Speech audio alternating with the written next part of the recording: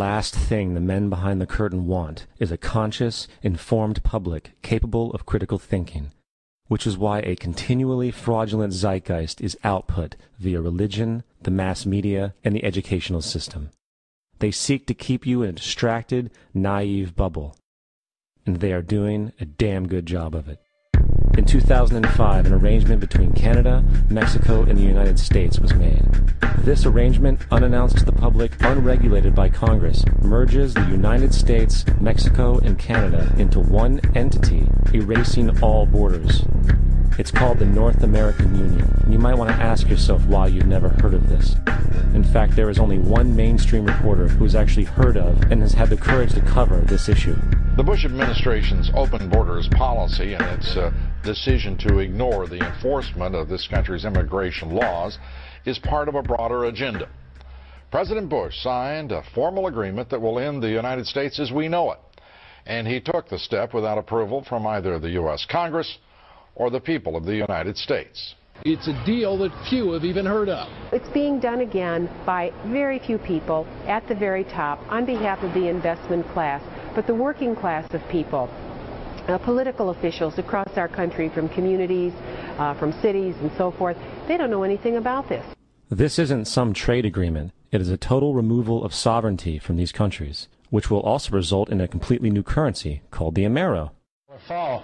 Apart from that, I think one thing people who are dollar-based need to focus on is the Amero. That's the one thing that nobody's talking about, but I think is going to have a big impact on everybody's life in Canada, the U.S., and Mexico. The Amero is the proposed new currency for the North American community, which is being developed right now between Canada, the U.S., and Mexico to make a borderless community, much like the EU, and the dollar, Canadian dollar, U.S. dollar, and the Mexican peso replaced by the Amero. By default of this agreement, the American Constitution will eventually be obsolete.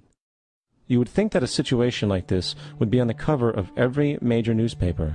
That is until you realize that the people who are behind this movement are the same people behind the mainstream media, and you are not told what you're not supposed to know. The North American Union is the same concept as the European Union, the African Union, and the soon-to-be Asian Union, and the same people are behind all of them. And, when the time is right, the North American Union, the European Union, the African Union, and the Asian Union will be merged together, forming the final stages of a plan these men have been working on for over 60 years. A one-world government.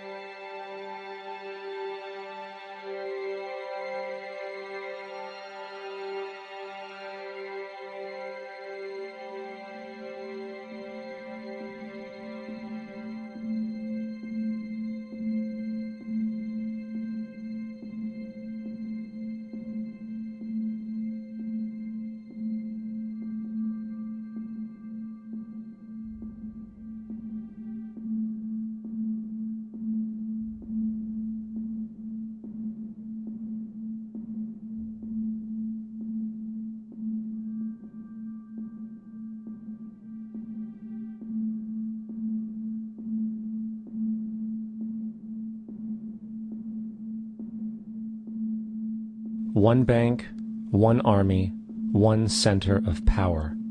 And if we have learned anything from history, it is that power corrupts, and absolute power corrupts absolutely. This is Aaron Russo, a filmmaker and former politician. To his left is Nicholas Rockefeller of the infamous Rockefeller banking and business dynasty. After maintaining a close friendship with Nicholas Rockefeller, Aaron eventually ended the relationship, appalled by what he had learned about the Rockefellers and their ambitions. I got a call one day from an attorney woman I knew, and she said, "Would you like to meet one of the Rockefellers?" I said, "Sure, I'd love to." And we became friends, and he began to divulge a lot of things to me. So he said to me one night, he said that there's going to be an event there, and out of that event, you're going to see, we're going to go into Afghanistan, so we can run pipelines from the Caspian Sea. We're going to go into Iraq to take the oil and establish a base in the Middle East, and we're going to go into Venezuela and try and get rid of Chavez. And the first two they've accomplished. Chavez they didn't accomplish. And he said you're going to see guys going into caves looking for looking for people that they're never going to find. You know, he was laughing about the fact that you have this war on terror. There's no real enemy. He's talking about how by having this war on terror, you can never win it because so it's an eternal war. And so you can always keep taking people's liberties away. And I said, how are you going to convince people that this war is real? He said, but the media can convince everybody it's real. I mean, you know, it's just that you keep talking about things. You keep saying it over and over and over again, and eventually people believe it. You know, you created the Federal Reserve in 1913 through lies. You create 9/11, which is another lie. Through 9/11, you're fighting a war on terror, and now all of a sudden you go into Iraq, which was another lie, and now they're going to do Iran. You know, and it's all one thing leading to another, leading to another, leading to another. Now, I would say to them, what are you doing this for? What's the point of this thing? You have all the money in the world you ever want. You have all the power. I said, you know, you're hurting people. It's not a good thing. And he would say, what do you care about the people for?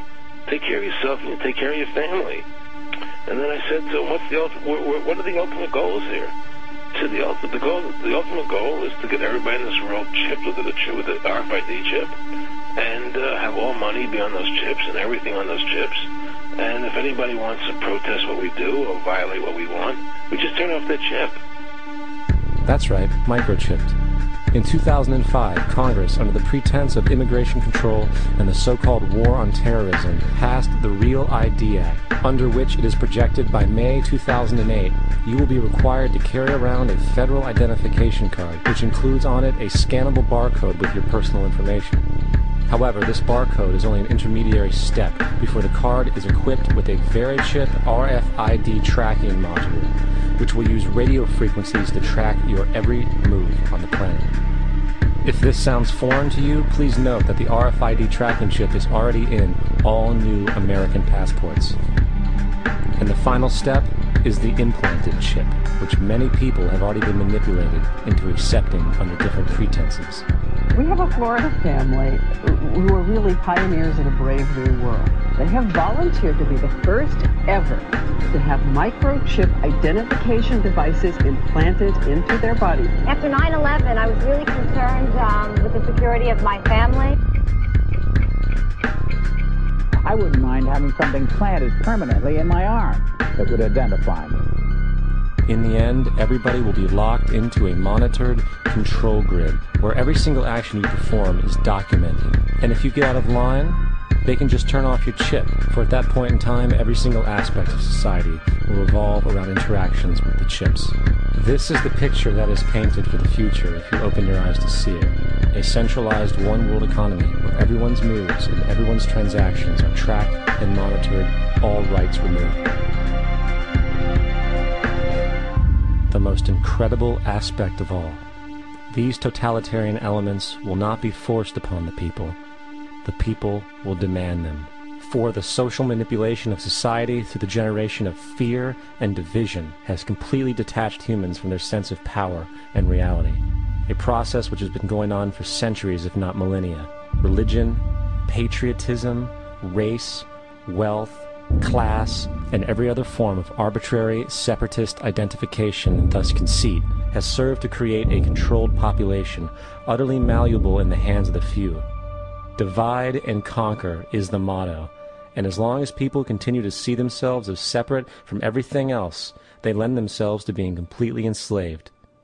The men behind the curtain know this, and they also know that if people ever realize the truth of their relationship to nature, and the truth of their personal power, the entire manufactured zeitgeist they prey upon will collapse like a house of cards.